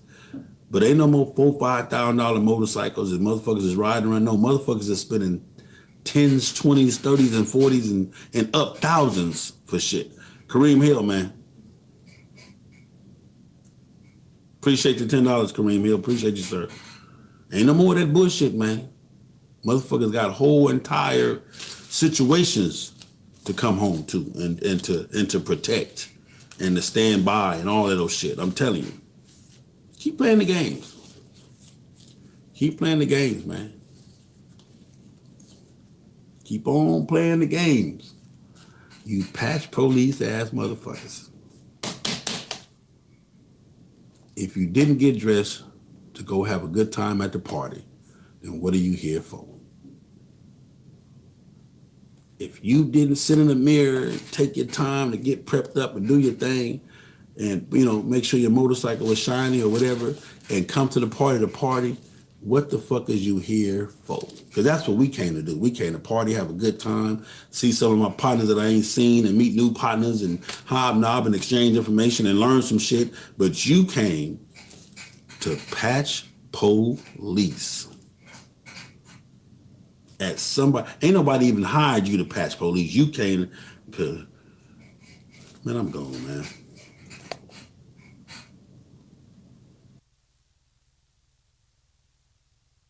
All right, so that's a video I did, man. I want to leave y'all with that, man, because going into 2020, man, this patch police and shit, and you know, people thinking that they can bully other people and whoop up on people and take stuff from them. It ain't happening, man. We live in the age of communication where cell phones, cameras, everything is going on. So if it's worth it to you, man, if it's worth it for you, you feel like you could beat somebody instead of teaching somebody, then keep doing what you're doing. And like I said, it's 2020, times is changing. And let's just work together, man. Have a good time, ride our motorcycles, and that's basically my thing for 2020, man. When you see me, if we're not allowed, just say, hey, man, FHO, y'all not an MC. We not fucking with y'all, and you know it is what it is. We'll turn around and politely leave. Ain't no ifs, ands, or buts about it. Ain't no hard feelings. But all this other shit, you know, it's just not gonna be tolerated. Again, we love everybody, and we ask that everybody love us, and we ask that you love everybody, and that everybody love you. And the shit is simple, man. The shit is really, really, really simple because it's unnecessary what we doing to ourselves. Modern day slavery is what it is, if you ask me. But I'm with it. It is what it is. I love you guys. 2020 starts tomorrow. Everybody gonna be doing the J1 rides, the January 1 ride. I always say, however you start your year is how you end the year. If you start your year off riding, you end up riding. And you have a good year, man. Prepare for FHO to be everywhere like this. Like I said, this year, 2019, FHO did over 250,000 miles on their motorcycles collectively. This year, our goal is to do over 400,000 miles. I mean, quarter of a million. Our goal this year is to do 500,000 or better on the ground with all of the new additional members that we have added to the family. We got members California, Texas, Oklahoma, New York, Maryland, Chicago, Florida, South Carolina. We got members everywhere. So if you're interested in joining FHO or being a part of FHO, don't forget you can go to the website, fasthardiesonly.com, go to the members part, see what it takes and all of that, and one of the members will get back with you. You'll be assigned somebody that will take care of you and walk you through the process. Anyway, that's my time, and I love you. I've been on it long enough. I just wanted to end with that video because that video is so important for all of us to understand what we're coming into. It's a new day. It's a new era. It's a new way. What? Yeah, okay. And I'm gonna do that. So, and don't forget 2020, we got Sturgis coming up. We will not be, let me say this again, FHO will not be in Atlanta for the roundup. We will be in Sturgis. We will be in Sturgis for a whole 5 nights. We will be there having a good time. We have 2 houses there. We still have room available for space, starting at $500 for all, for the whole week in Sturgis. You can't beat that. Anybody know anything about Sturgis? The room rates and hotel rates are ridiculous, but we got space left for $500 for you to come there and have a good time. Kitchen, cookout, pool. We got jacuzzi, pool. We got the whole 9 yards. So it's going down, man. So anyway, I love y'all. Just wanted to do a 2020 recap. FHO started July 7, 2012. We're here now. Started with just a cell phone. I hope you guys can appreciate all the upgrades with the studio. We got some new stuff coming, trying to get the mobile app together and some other stuff. Don't forget, we're streaming on every major podcast platform. Got some new advertisers coming on January 1. So you guys stay tuned for that. If you're interested in advertising with FHO, hit me up. The rates are reasonable. If you're interested in having your party shout out, hit me up. Again, that's reasonable as well. If you're interested in me being a guest at your party, all these things are reasonable and negotiable and all of that. So get with us, man, and let it be known. And we'll be putting out a calendar, I guess, of where we will be, headed to, or possibly trying to make these different events. But to all the FHOMA members, all the FHO members, the family members, everybody, we love you. From your boy Big Cell FHOH, and I see, man, I'm gone, man. What up? I into my Uncle Big Cell in the FHO radio. What up, y'all? This Big Punch from the motherfucking candy shop. We chilling over here with Big Cell, man, the FHONICKEMMY, man. You know what I mean? All them alphabets, man. But they got all that shit going. Holla. Pour up a couple cans there. I'ma show you how I live. I like it lavish, like I'm a savage. Sex above average, be bout that action. Like my bitch sassy, gotta be classy. Show me what you working with, like you working the match. Fucking with me, you gotta be fancy. How you sitting up in the match? Kicking shit, just relax and show you all my dead action. Guarantee satisfaction. I'm enjoying my motherfucking life. That's all I'm saying. I advise you to do the same. Do shit that make you happy. Twisted like brains. Love the way you walk, love the way you talk. Get your ass from your head to